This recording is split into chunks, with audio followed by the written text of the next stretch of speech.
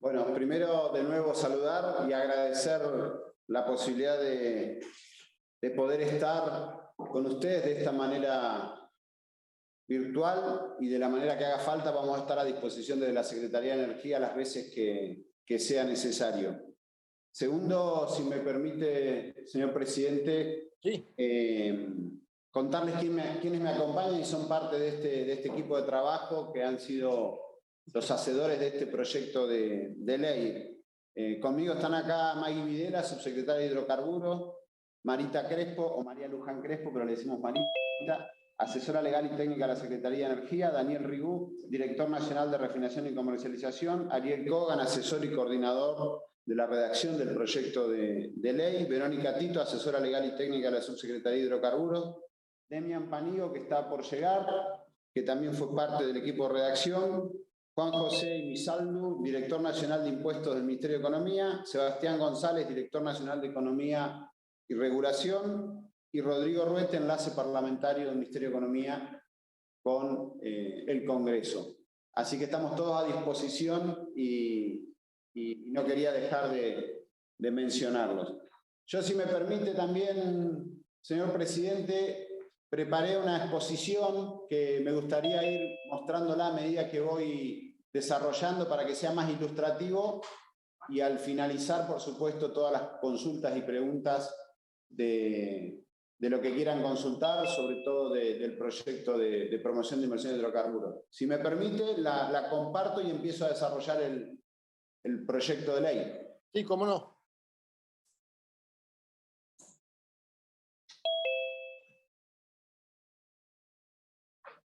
¿Ahí la están viendo? Sí. Bárbaro. Sí, sí. Al menos yo. Bueno, les voy a tratar de ser lo más breve posible para poder dejar tiempo a todas las consultas que sean necesarias, y vuelvo nuevamente a agradecer el tiempo que nos destinan. Por supuesto que estamos ante una herramienta, un proyecto de ley o una ley. En definitiva, son herramientas que las herramientas por sí solo no resuelven los problemas, sino que son necesarios ponerlas en funcionamiento y primero a disposición de la caja de resonancia de problemas argentinos, que es el Congreso, en este caso en principio por la Cámara Alta, por senadores, y luego en diputados para el debate correspondiente y necesario que tengan que darle, y luego ser muy respetuoso de la normativa que termine saliendo del Congreso. Pero les quería contar en principio los objetivos que nos ha llevado a avanzar en este proyecto de ley. El mandato ha sido muy claro por parte del presidente de la Nación y la vicepresidenta en cuanto a tener una herramienta legislativa que nos permita, primero, y está atravesado por todo el proyecto de ley, por supuesto, asegurar el autoabastecimiento, en este caso de hidrocarburos.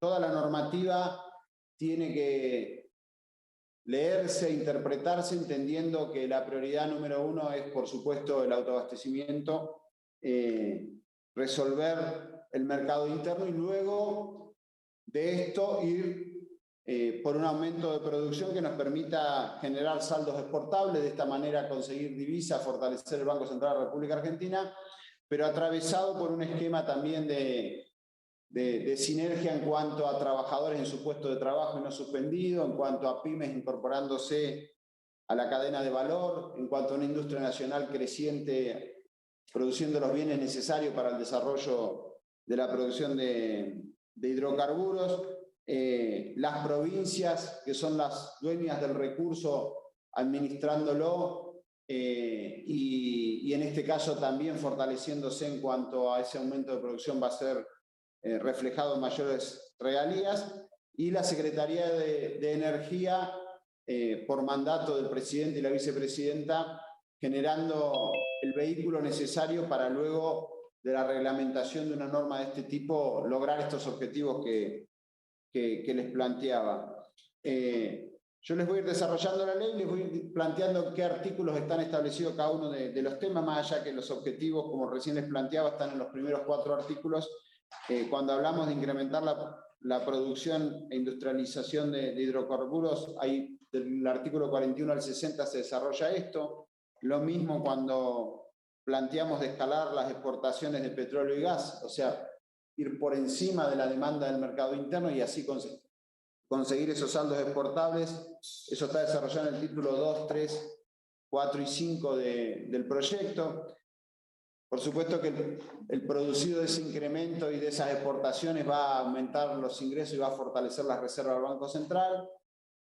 Cuando hablamos de incorporar valor agregado nacional y desarrollamos en los artículos del 80 al 86 todo un esquema que hoy se está implementando, pero que entendemos que tiene que estar en la normativa, porque es necesario también mostrar la importancia, no es solo la producción de petróleo y gas, sino el empleo que esto genera, las pymes cómo se incorporan, la industria nacional que aporta los bienes y que además también se prepara para poder el día de mañana exportar bienes y conocimiento. Eso está desarrollado del artículo 80 al 86. Garantizar el autoabastecimiento en el punto 5 que está ahí es un eje que atraviesa toda la normativa. Lo mismo que promover el desarrollo regional, también el artículo 80 al 86.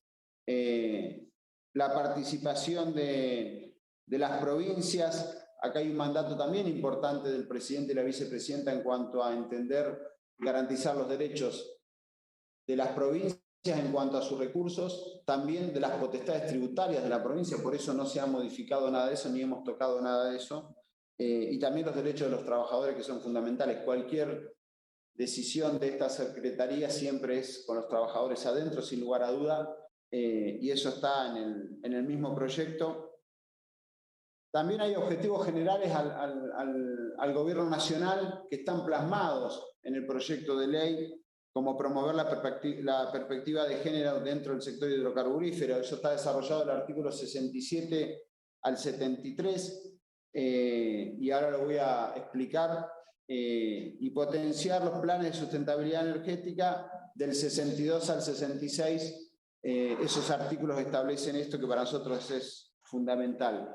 También la puesta en producción de pozos inactivos, que esto es algo que he hablado en varias oportunidades con Oscar Parrilli, con Silvia Zapac y con otros varios senadores, de la necesidad de avanzar y volver a poner en producción pozos inactivos, y para eso hay un régimen de ventajas que están desarrollados del artículo 33 al 40.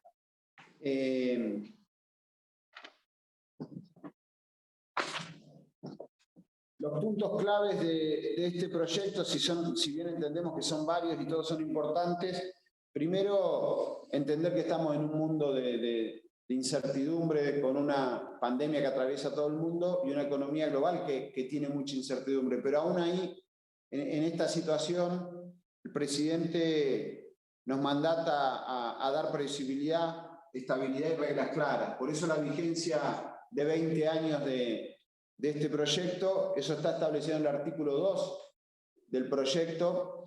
La estabilidad tributaria federal nos parece importantísimo, porque aquel que va a invertir tiene que entender que estas reglas van a tener en ese periodo de vigencia una estabilidad donde no se van a modificar las reglas de juego, algo que sí sucedió en la Argentina y generó mucha desconfianza, y eso nos trajo también un declino en la producción tanto de gas como de petróleo. Entonces, la estabilidad tributaria federal está desarrollada en el artículo 5.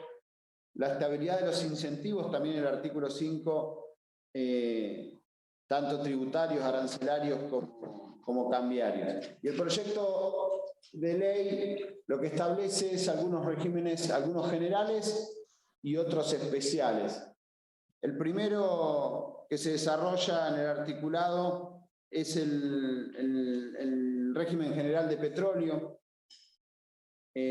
donde establecemos un esquema para poder ir por ese saldo que vaya por encima del autoabastecimiento, de lo que demanda el mercado interno. Entonces establecemos una línea base, que es la producción, y ahí hacemos, para cada una de las empresas, analizamos y comparamos el año 2019, el año 2020, o los últimos 12 meses entre mayo del 20, entre mayo y abril, cortamos en abril en el 21, porque entendíamos que había que alejarlo de la discusión de la norma, porque si no se podía dar una especulación sobre dejar de invertir ahora para tener una línea base más bajo y de esta manera tener exportaciones, lograr antes las exportaciones, el saldo de exportación garantizado.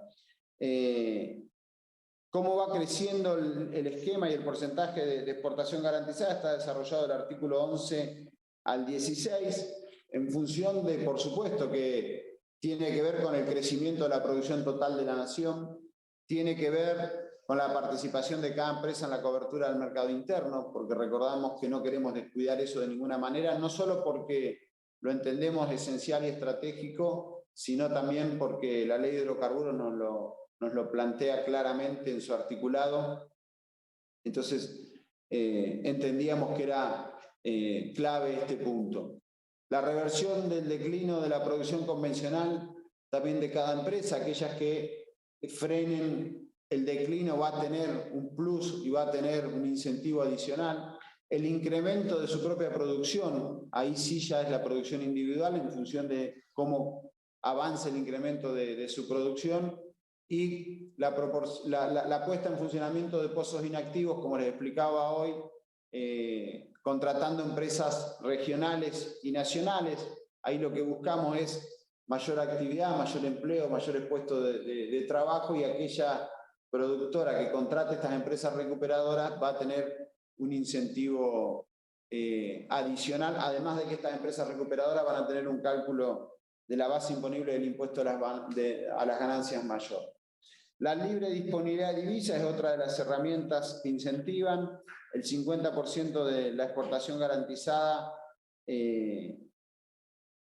va a tener esa libre disponibilidad, pero este 50%, para hacer un relato y que se entienda, nosotros partimos de un 20% de exportación garantizada y la mitad de ese 20% tiene libre disponibilidad de divisas. A ese 50% nos referimos. Eso está desarrollado entre el artículo 18 y 19, y también en el artículo 20 hay un incentivo a la asociatividad empresaria, esta exhibición del impuesto por la cesión parcial de la participación en áreas concesionadas. Eso por parte de los incentivos, que repito, se aplican a aquella producción por encima de la línea base. Esa línea base siempre nos tiene que asegurar el autoabastecimiento, y todo lo que vaya por encima empieza a aplicarse arrancando de un 20% y va a ir teniendo incentivos a medida que la producción va creciendo. Ese 20% de exportación garantizada significa que hay un 80% de producción que va destinado al mercado interno. Por eso siempre nos vamos cubriendo, y a medida que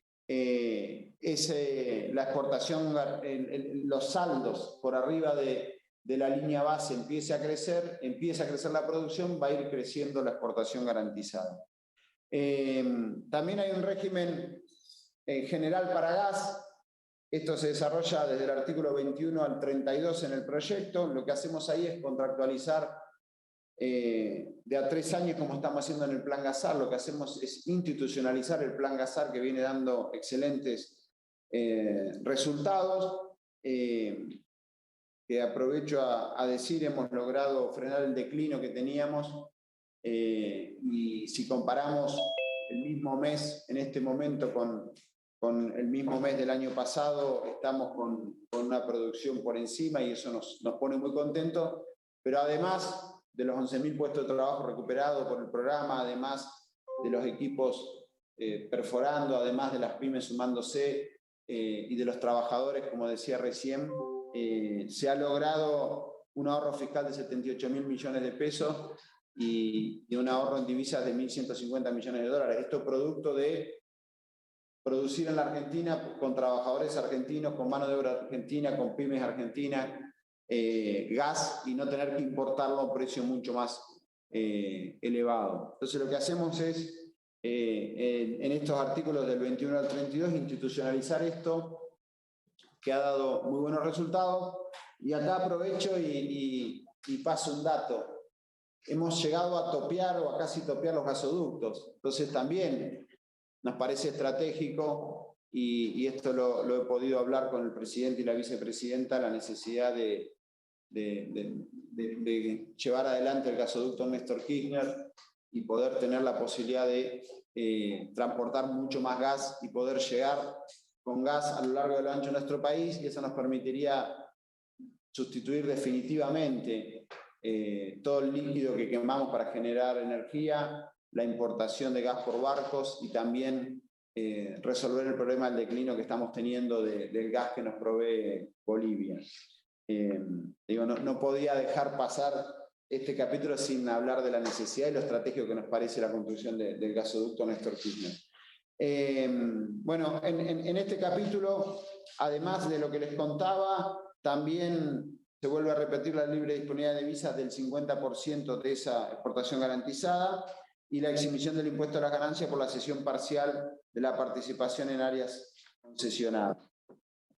Luego hay un capítulo de proyectos especiales que nos parecía también importante y estratégico. Para esto se genera una comisión conformada por el Ministerio de Producción, el Ministerio del Interior, el Ministerio de Economía y por supuesto la Secretaría de Energía, que va a analizar siempre con participación directa de las provincias en la aprobación de sus proyectos, de la provincia donde se genera ese proyecto, donde se va a realizar ese proyecto especial. La participación directa de las provincias está establecida en el artículo 42, en el último párrafo, pero decía, en el régimen de proyectos especiales, ahí tratamos de contemplar primero una necesidad muy grande, y esto lo he hablado con el senador Levy, que siempre ha sido un defensor de poder resolver el declino de la cuenca en Salta. Entonces lo que buscamos ahí siempre dar mayores beneficios y ventajas a las inversiones en las cuencas con declinos marcados, en las áreas marginales, en las empresas pequeñas que se animan a desarrollar actividad. Todo eso está establecido en el artículo 61 del proyecto. La industrialización en origen es otro tema que, además de hablarlo con Silvia en reiteradas oportunidades, era un objetivo fundamental marcado por el presidente y la vicepresidenta, porque entendemos como herramienta dinamizadora para poder desarrollar las economías regionales, la industrialización en origen. Por eso tienen mayores ventajas y menos exigencias. Le damos más plazo para hacer la inversión y menos monto de inversión para lograr los beneficios adicionales que tiene el capítulo de proyectos especiales. Eso está desarrollado en el artículo 45, inciso B. Las inversiones en exploración y explotación convencional, también artículo 45, inciso A y E. Es importante defender y sostener la actividad en absolutamente todas las cuencas. ¿Cuáles son los beneficios adicionales que tienen los proyectos especiales? Bueno, hay cambiarios, la garantía de acceso al mercado único de cambio hasta un 25% por año durante 4 años de la inversión que trajo al país, tener la posibilidad de tener acceso al mercado único de cambio de a 25% por año. Eso está en el artículo 48, inciso A. Arancelarios, una reducción hasta del 40% en la importación de bienes, pero solo de los bienes que no puede producir la Argentina. Y esto no es un dato menor, porque entre los objetivos que se plantea el proyecto de ley está el desarrollo de una industria nacional con capacidad de generar los bienes necesarios que demande, no solamente en la Argentina, sino prepararnos para exportar conocimiento, también bienes y también servicios. Pero aquellos que no tenemos todavía la capacidad de hacerlo, por supuesto que tienen este beneficio arancelario. Y el beneficio tributario, la amortización acelerada en el impuesto a las ganancias y la devolución del IVA sobre las inversiones asociadas al proyecto. Artículo 49 y 50 de este proyecto de ley. Estos son beneficios que tienen los proyectos especiales. Y ahora vamos a las exigencias que tienen los mismos, porque todos los proyectos especiales que voy a detallar son importantísimos, pero hay que entender también el lugar donde se desarrollan la cuenca, la actividad, y por eso es que los montos de inversión y los plazos son distintos en función de cada uno de los proyectos. Para exploración y sísmica, para explotación convencional, la inversión mínima exigida son 6 millones de dólares y el plazo de esa inversión 3 años para hacer la inversión. Para refinación e industrialización de hidrocarburos en origen, hablábamos recién de la importancia de la herramienta para dinamizar las economías regionales. La inversión mínima son 10 años y el plazo máximo en 3 años. O sea, los 10 años los pueden invertir en 3 años. Para el almacenamiento subterráneo de gas e infraestructura portuaria para exportación, transporte, mejoramiento y ampliación de lo existente, 30 millones de dólares y plazo máximo 3 años. Acá ahora voy a hablar de almacenamiento subterráneo porque es la única modificación que hacemos a la 17319. Para GNL, medianas inversiones de tratamiento, liquefacción, comercialización, almacenaje, móvil o estacionario, transporte, utilización y fabricación de equipos, 50 millones de dólares en un plazo máximo de 3 años. Para explotación de petróleo, de gas natural convencional con recuperación secundaria y o terciaria, 100 millones de dólares en 4 años. Por eso ahí damos menor monto y mayor plazo. Para la industrialización y separación, fraccionamiento, tratamiento del resto de la industrialización, 300 millones de dólares en un plazo de 5 años. Para la explotación de origen no convencional, acá es donde tiene la mayor exigencia de inversión y el plazo más acotado, porque esto es por año, 300 millones de dólares anuales durante como mínimo 5 años, porque entendemos que, como les comentaba, hay que apostar a que el desarrollo sean absolutamente todas las cuencas. Por eso van a ver que en el no convencional están las mayores exigencias en cuanto a montos y en cuanto a plazos. Para los proyectos conjuntos de producción de petróleo y gas, como muchos otros, es un aporte del interventor del Enargas, de Federico Bernal, con quien también trabajamos el proyecto. Hizo varios aportes, pero acá me acordé específicamente que esto fue un desarrollo muy importante que nos planteó. Eso está en el artículo 45, inciso H. Los grandes proyectos de infraestructura de transporte, artículos 52 al 58, inversión mínima 1.200 millones de dólares, plazo máximo 5 años. Y los proyectos de inversión offshore, artículos 59 a 60, también tiene mayores beneficios y entendemos que es estratégico el desarrollo del mismo. No sé si les fui planteando los artículos en cada uno, pero bueno, hay un inciso en cada uno de estos que establece los montos y plazos. En cuanto a objetivos que son en general del gobierno, que además están plasmados y planteados en este proyecto de ley, la sustentabilidad energética, artículos 62 al 66, ahí lo que intentamos es generar un incentivo adicional a aquellas empresas que presentan un plan de sustentabilidad energética. También se crea un fondo para desarrollar este tipo de proyectos, y eso está en el artículo, les decía, 63. También la perspectiva de género atraviesa todo nuestro gobierno, por eso nos parecía importante. Esto está desarrollado entre el artículo 67 y 73. Se crea un fondo para becas de grado con perspectiva de género. Acá lo que estamos buscando es que tener más profesionales. Si bien, vale decirlo, tenemos la subsecretaria de hidrocarburos mujer, pero necesitamos también que esta perspectiva se abra y poder facilitar que en las plantillas de las carreras, bueno, a través de estas becas, poder tener esta perspectiva. Y a su vez, aquella empresa que nos presenta una plantilla con esta perspectiva de género necesaria, también va a tener una reducción de aportes patronales, y eso está desarrollado del artículo 69 al 73. Hay algo que atraviesa toda la normativa, que nos parece, y bueno, también lo decía hace unos minutos, el incremento del valor agregado nacional para nosotros es fundamental y es un mandato del presidente y la vicepresidenta desarrollar que las pymes se vayan sumando a la cadena de valor de manera creciente, volver a recuperar los puntos de cosas que se hacían en pesos en desmedro de lo que se hace en dólares. Esto también es sustitución de importaciones. Pero bueno, hay todo un capítulo que va del artículo 80 al 86 en cuanto a este régimen de promoción de empleo y desarrollo de proveedores regionales y nacionales y de la industria hidrocarburífera. Esto temas que están acá planteados, tanto el régimen de cumplimiento obligatorio, los planes crecientes de incorporación.